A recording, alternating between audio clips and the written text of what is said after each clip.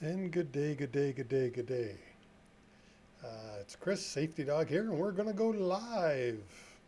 Well, we are live, of course, but we're going to start the program at 1 o'clock. As always, 1 o'clock every Monday. Well, most Mondays, let's be truthful. There are holidays sometimes in there, and illness, and COVID, and all the other stuff. I hope everybody is doing real well out there.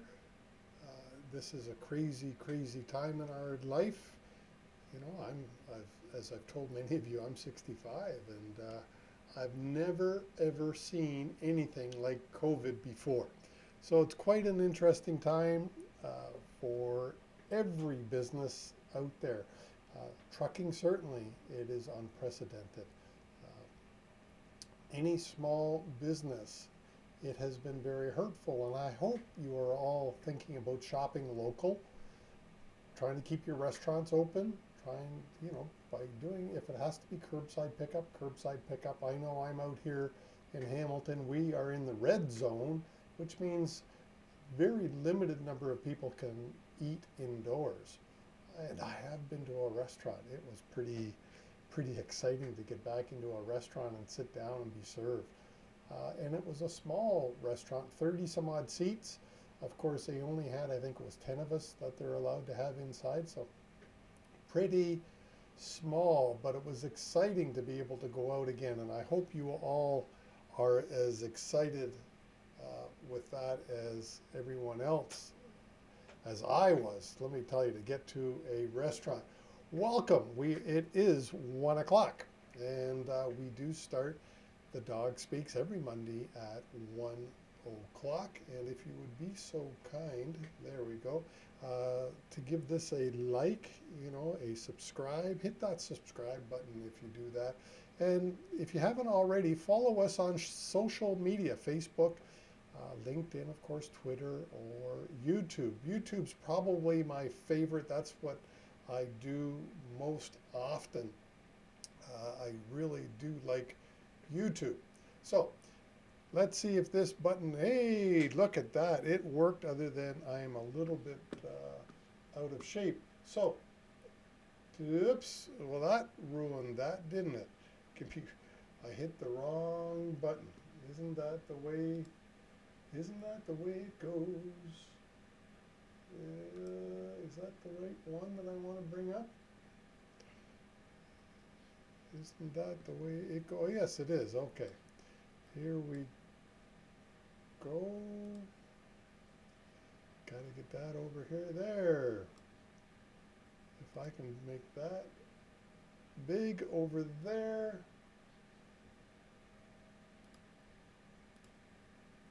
You got to love doing things live. Okay. So, and make that a little bit smaller so it fits into the window. There we go. And I don't know how I grew so much.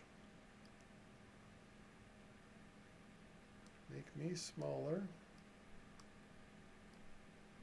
Sorry, I'm going to have to zoom in on me so I can move myself out of the way here. Okay, today for conditional CVOR, we have been talking about safety ratings, whether you have a DOT number, a CVOR number, a national safety code number, it doesn't matter, but we are talking about audits and how to get through the audits and how to improve your ratings. And today we're taking a deeper dive into driver files. And specifically conditional CVORs. So who's this for? If you have a conditional CVOR, or if you have a safety rating for your safety score, your DOT number, or your national safety code number, that is anything less than optimal, this is for you.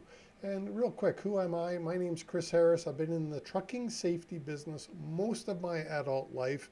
And as I say, I'm an old fart, and so have had the privilege of working for a number of outstanding trucking companies. And then I worked 15 years or thereabouts for an trucking insurance company. And that's where I learned just a ton about insurance and how to prepare for audits and all that kind of stuff. Please follow me on YouTube. I like that. March the 6th, we have that virtual truck driver meeting. That is only a week away. That's this coming Saturday. If you had any thoughts of joining us for that, please phone up Kim, and there's her number on the screen. Phone up Kim Seitzma Hill and register. It's going to be a fun event. Andrea from NAL is going to be speaking about the wellness, truck drivers' physical and mental health, and then I'm talking about risky behaviors and bad habits and how to change those bad habits. So again, for all of these audits, there are three main components: maintenance, QR&R, qualifications, records, and reporting is what QR&R stands for, and hours of service. So we are getting deep, deep, deep into the QR&R. Last week we talked superficially about truck driver files. This week we are going into truck driver files. And you can download what I'm about to show you. Download at safetydawg.com/free. You can download this sheet. So let me show you. I just want to change here. Sorry, this is going to be hitting some buttons now. There. I changed it, but I now have the wrong item up for you. So I don't want to show you that one. And of course, where in the heck did it go? Let me simply go back to this one. There we go. Okay, so let's talk about driver files. You want this checklist, go to safetydawg.com free, and you can download the driver file checklist. All right, so DQ stands for Driver Qualification Application. The US, there are different laws. So for those of you who go to the US, sometimes you will hear me reference federal motor carrier safety regulations. And other times, if you're just a Canadian company, I'm going to say it's a best business practice. So the US federal motor carrier safety regulations says you got to have 10 years of driving history. If the driver was a CDL, commercial driver licensed driver, you need to go back 10 years on the application form, or as far back as experience allows. So if they only have 2 years of experience, then the minimum you've got to go back on the application form is 3 years now.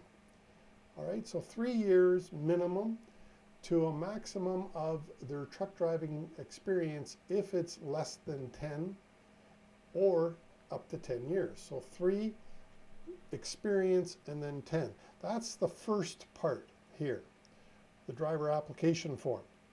You've got to have a signed drug test. If you are crossing the border, of course, you are doing drug testing. If you're not crossing the border on the Canadian checklist, this is not there. All right. Unless you have, now you could put it there, if you have a Canadian drug testing policy, and I know Driver Check, for instance, is a company that sells a Canadian drug testing policy so that you can implement it and drug test your Canadian-only drivers.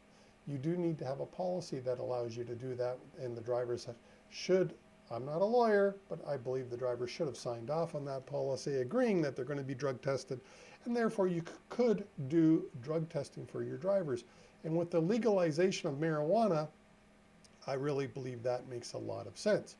You've got to have, if you're cross-bordering, you've got to have the test results in your hand showing negative before the driver enters the United States. MVR, motor vehicle record, so you need 3 years, whoops, skipped one, 3 years of history. In other words, reference checks. Again, the United States dictates that you do this. In Canada, we would call this a best business practice, that you check out the past history and do reference checks of past employers. So there's a difference. One is law and one is highly suggested. Your insurance company, believe me, would urge you to do past reference checks. All right, then the 3-year MVR, you need and this is really important. If you haven't heard anything else, then listen to this. You need the original MVR that the driver applied for the job with, stamp it original, and keep it original, do not destroy. Because if you ever have to defend yourself in a negligent hiring or negligent entrustment lawsuit, you would want the facts of this is why I hired this particular driver. And the MVR and the CVOR, if it applies, this driver CVOR is really important documentation as to why you chose to hire that particular driver. So please do that. Do not destroy it. You should, by the way, get the MVR every 12 months. Minimum of every 12 months. I believe you should get it 90 days. If you want to know why you should get it every 90 days, reach out to me and will explain, but that's not the purpose here. So the 3-year MVR, and we're just about going to wrap it up for today because I only like to go between 10 and 15 minutes on these lives. The medical due date. Every commercial truck driver with either a straight truck license or higher has a medical due date. So you need to know what that medical due date is. And of course, the truck driver CVOR and the copy of the driver's license. Again, you need a copy of the driver's license, place it into the truck driver file, and it can't be expired. When it comes to the time on for an audit, you cannot have this expired. And then lastly, what we're going to talk about today is CPIC, Canadian Police Information Center. I think that's what it stands for, but it is basically it's the RCMP Criminal Record Search. You can get those at your local police department, signing a form, just making sure that it is the national repository. That's what you want. I don't know of anyone that does it any differently nowadays, but there was a time in the old days, I'm an old guy, that I could go to Brampton, for instance, and just do a city search. You don't want those. You want to make sure it's a national search. All right, so that's it for today. Let me go back to there. That's it for today. Please think about liking and subscribing to this. If you are getting anything out of this, please hit that button. All right, if you're on YouTube. And of course, tune in next Monday at 1 o'clock. And that is it for March the 1st. All right, Safety Dawg's out. Have a great day. We'll get further into driver files next week.